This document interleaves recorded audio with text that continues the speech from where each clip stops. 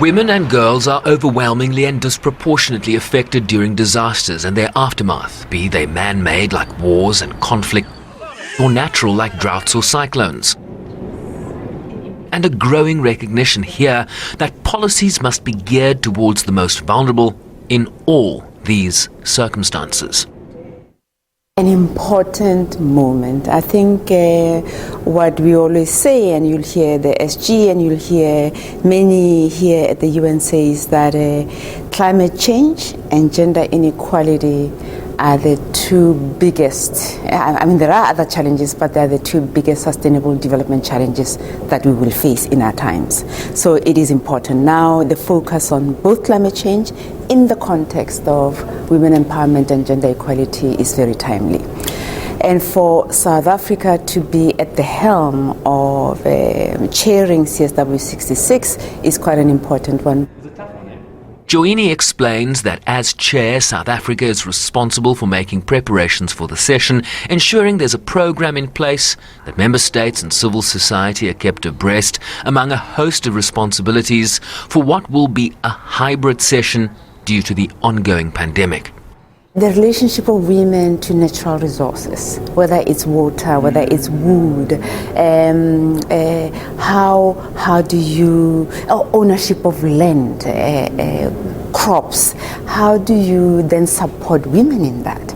And this is when you start looking at some barriers for women, making sure that they have access to and they have control of land and natural resources. Making sure that they have that. You have to change your national policies, your national legislation to protect women in that space so that they can then participate meaningfully. With Goal 5 of the SDGs, to achieve gender equality and empower all women and girls, recognized as a catalytic goal, a cross-cutting theme for achieving all the 17 SDGs.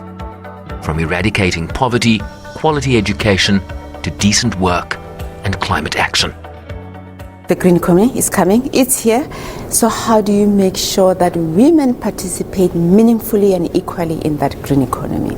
You can start by making sure that lifelong learning, all of us as we transition to that, we need new skills, whether it's in science, it's in technology, so that women can take advantage of those new jobs in the green economy or the blue economy for that matter.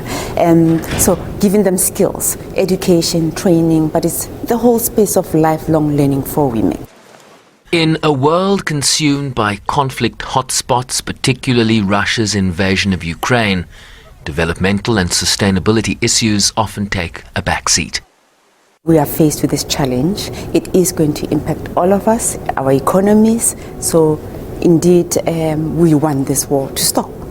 However, there are other issues that we need to address, that we need to tackle, and one of those issues is how women are impacted by climate change, by disasters. It's happening as we speak now, whether it's around drought, it's around desertification, various disasters, they affect women and girls, and we are not going to stand by and not address those. This is an opportunity, CSW, for all of us to rally and say, how do we then make policies, how do we come up with programs that can address those challenges for women.